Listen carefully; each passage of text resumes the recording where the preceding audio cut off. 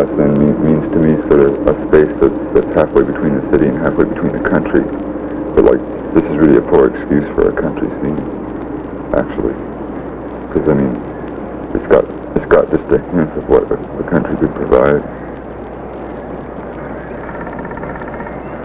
We're just living here, and somehow it's a magical place. I like it here. I like it here.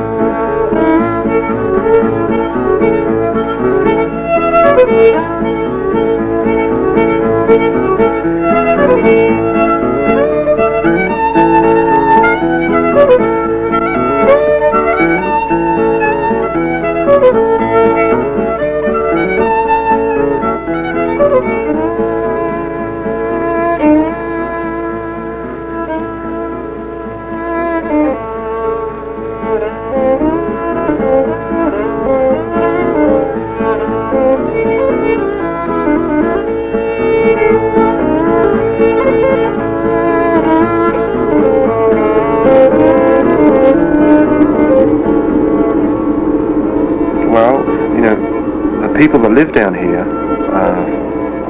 they're not just a regular bunch of guys, and like they're all. If you want to find a bunch of people to try and live with, this is sure an interesting bunch of people, because the responses and the reactions from the individuals to the other individuals, are very sometimes extremely dramatic, sometimes theatrically so, but we accept that as part of the dance that is our lives. We know that the lives we live are a touch colourful and unusual compared to the lives of a lot of people, by their choice as much as by our choice.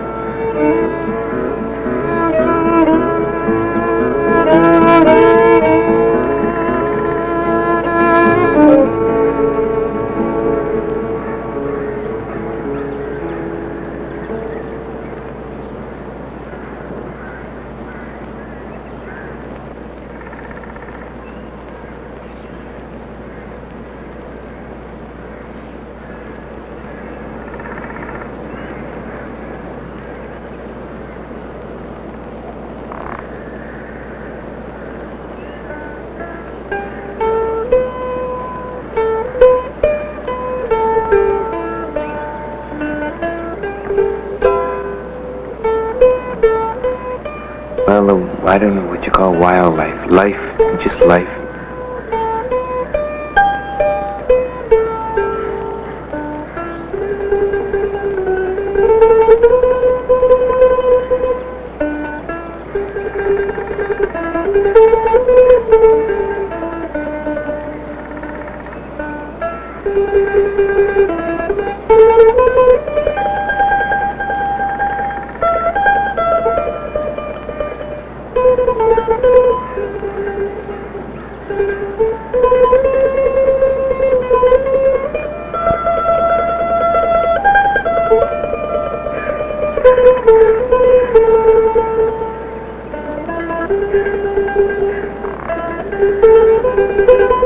There is still actually wildlife here, with them huge refineries across the way and those speedboats running out there.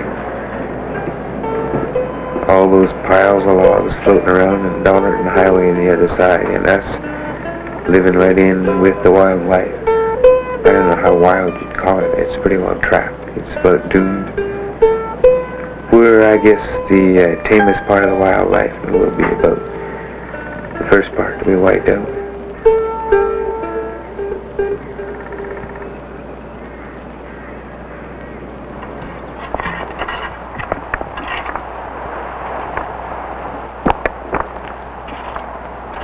I went away to England in 1967 for 2 years. I had a government scholarship to study sculpture there.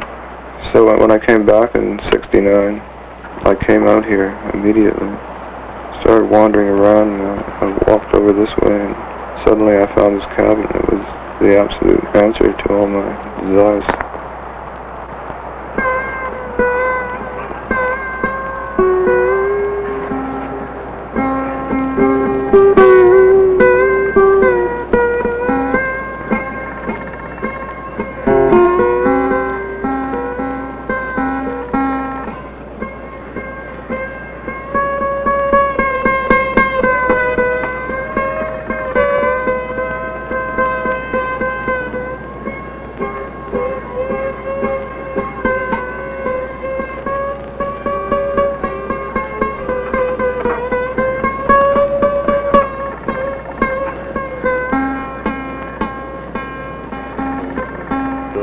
Sculpture in front of my house, and like nobody else is going to see it.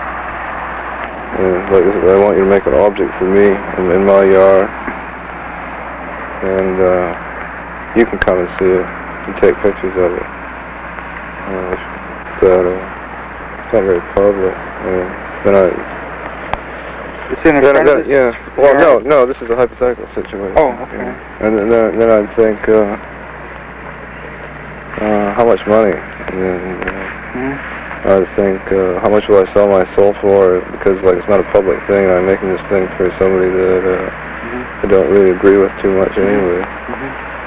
Is it worth 10,000? Is it worth 20,000? Or maybe I shouldn't do it at all.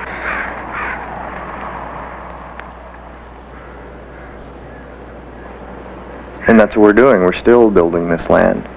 Man, we're the wild woolly west, and it's still people's ways of life that have built this country, you know.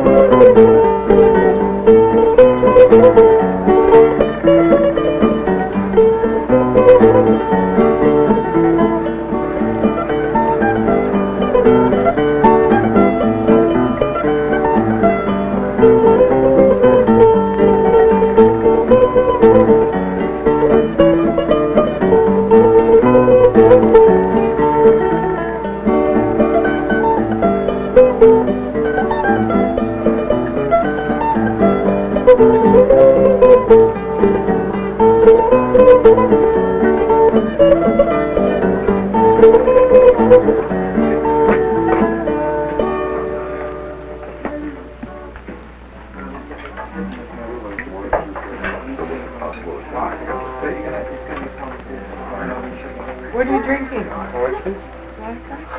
I was a telephone operator when I was 16. I worked for a few years, and then it sort of went automatic, and I got another job. My title there was the Assistant Senior Payroll Clerk, Class 2, Group 7. Give me another sip, Jason. And when you take such good care of where you're living, and to think of them just coming in here with bulldozers, holds no sense at all. Want some juice? Yeah. Want some orange juice? No, I didn't want anything. Everything is enough. Old Michael, he's a man, for sure. He's accepted all the newcomers and regarded them as, you know, a generation of people whose sense of freedom is much the same as his. He spent his youth riding the rods, and this is where he decided to settle down. He's a fine old man. It'd be a real shame to see him have to be forced to move.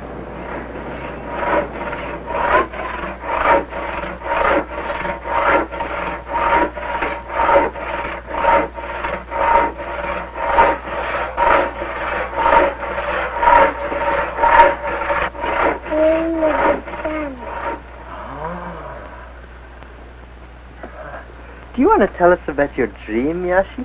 No. No? I want to do a lesson. You want to do a lesson? Oh, what kind of a lesson would you like to do? A ground lesson. A grouch lesson? Oh, goodness gracious me. Do you know what grouch begins with? What? Grouch begins with uptight. No, yes. You know, I hitchhike a lot around here, and I get picked up by other housewives who are just curious, and after they talk to me for a while, I've even had 2 housewives come down here looking for me. But it was just an interesting, you know, experience to go through with them. They just, like, they're very curious about, you know, the kind of people that live down here. And I get all kinds of just very sympathetic reactions from other people that have read about the mudflats that I get picked up by. I've never really run into any hostile people. Oh, too, he's just young, yes? You're big now. You should understand these things. I don't like to explain things to you all the time, and I already explained to you about hitting the other day.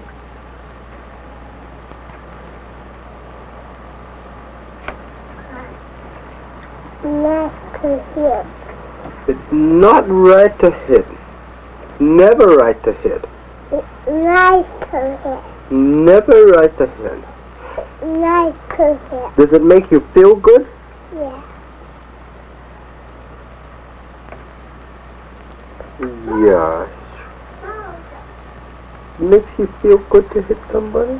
Yeah. Does it make you feel bad when somebody hits you?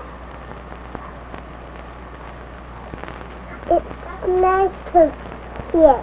Does that mean that if I hit you, you may think it'll be nice?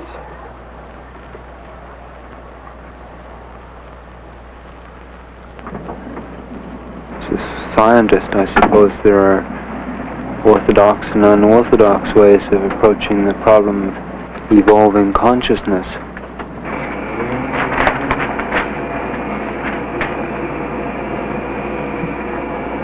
Immense 5-minute rest period. In this experiment, we are running a subject in transcendental meditation. We're running 2 groups of subjects, experienced meditators and, at the beginning of the study, naive meditators. We're following them at once-monthly intervals over a projected 2-year period. The study's been running a 1.5 years now. And what we're doing is looking at the changes that occur in the organization of their physiological systems as a function of learning to meditate.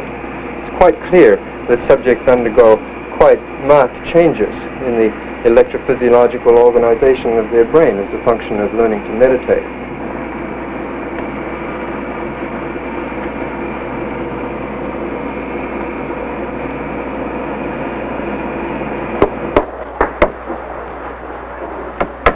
Two or 3 years ago, Dan and I started to talk about a fantasy fair, about a little fair that we could maybe do with a few friends who were craftsmen, and maybe we could attract a couple of thousand people or something. It's always nice to redecorate as well, party. I don't think you could do situations like pleasure fairs unless you had a place like the mudflats as an energy source for it. It just couldn't be done.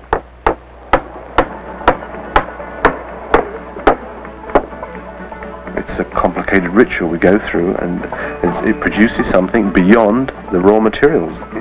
You put 150 craftsmen in the field, you've got something more than 150 craftsmen.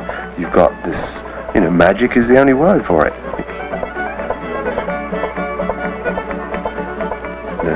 We consider ourselves in the entertainment business now.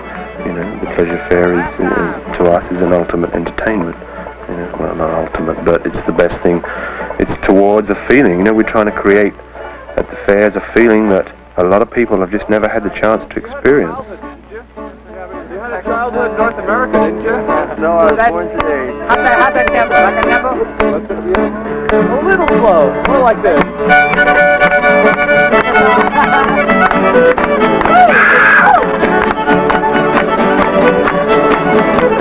Oh, hold on. We're missing our banjo player. Like, I won't play without my banjo player. Yeah, we can't play without my banjo player. I won't play without player. Cut! Come on, Martin.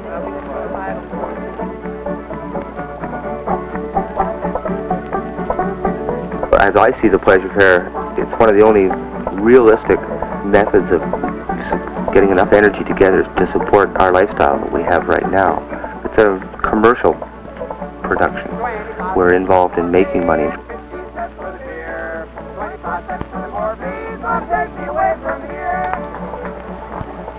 May we summarize our presentation.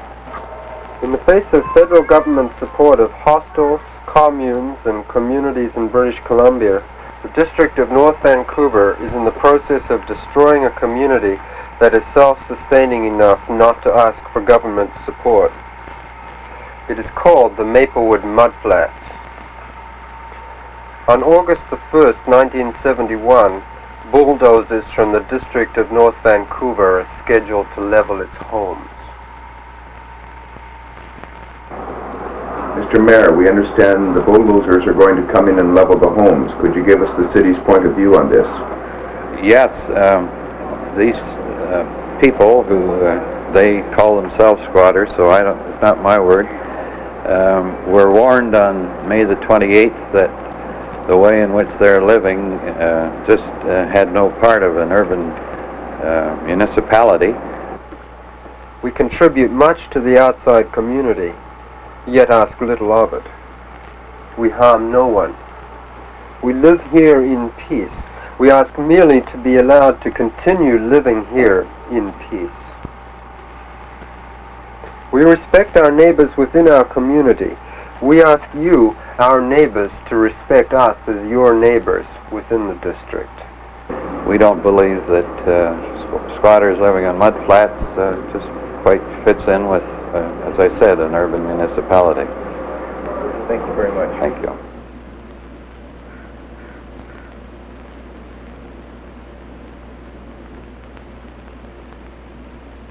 Whose house are we standing on now, Paul? This used to belong to the Dredger family. One of our people, John, moved into it. He was awakened this morning with the bulldozer up against his house, shaking the house down.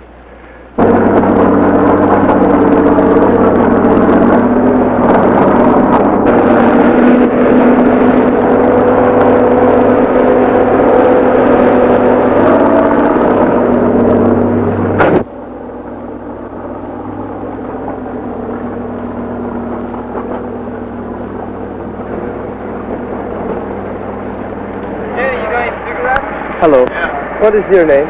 Pete. Pete? Hi, Pete. What do you think about this scene going on? I don't know, you know. What is your part of it? I'm not involved, you know. We're going to ask you to do the job, we do the job. Who asked you to do the job? Well, municipality, we work for them. Why did you say yes? Well, we work for them, I can say no. Why can't you say no? Don't you dump everything into the bay, because now there's a lot of broken glass. Your cleaners can't even clean that stuff up, you know. Disgusting, man. It's really disgusting. It's really about the poorest example of any human act I've ever seen, man, around here. I mean, it's really poor, really poor. North Vancouver, man. I don't know about you guys. Can't you see what is here? I can see what's here, but I know what I do. I look after Red. You look after Red. Right, man. That's really sad, isn't it? Yeah. That Red only wants to look after Red. Surely that's not... You're doing your job? Is that what you're gonna do? Man, look it. You don't know what? You're gonna cover that with cement, man? It's part of your job.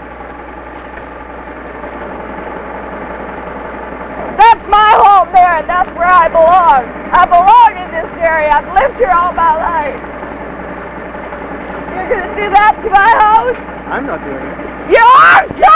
Now you can't put the notice on my door! The first guy here was you. You're doing it, man. You're doing it. You're doing it. You and you.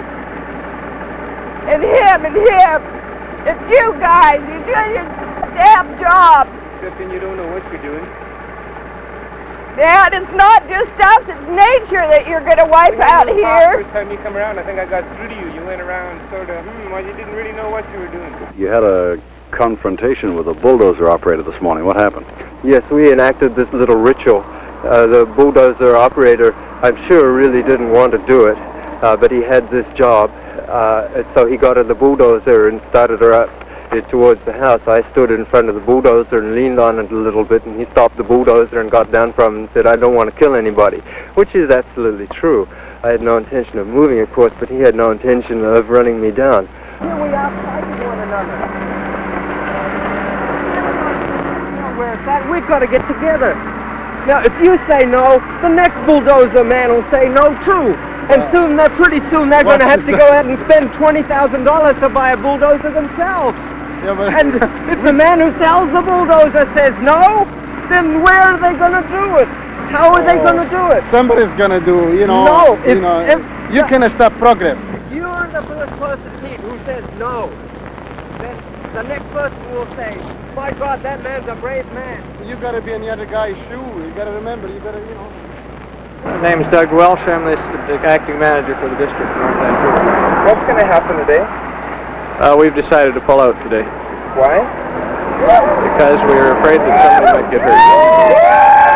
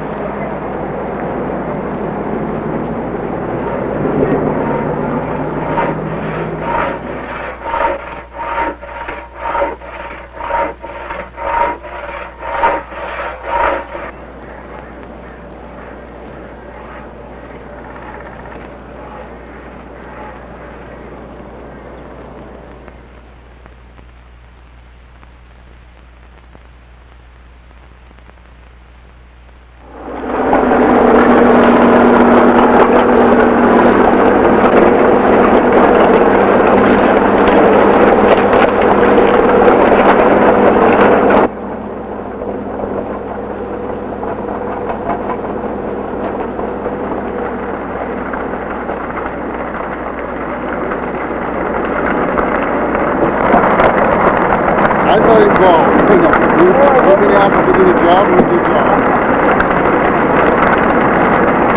Yeah, and it's not just us, it's nature that you're going to wipe out here. What is here? I can see what's here, but I know what I do. I look after Rick. You look after Rick?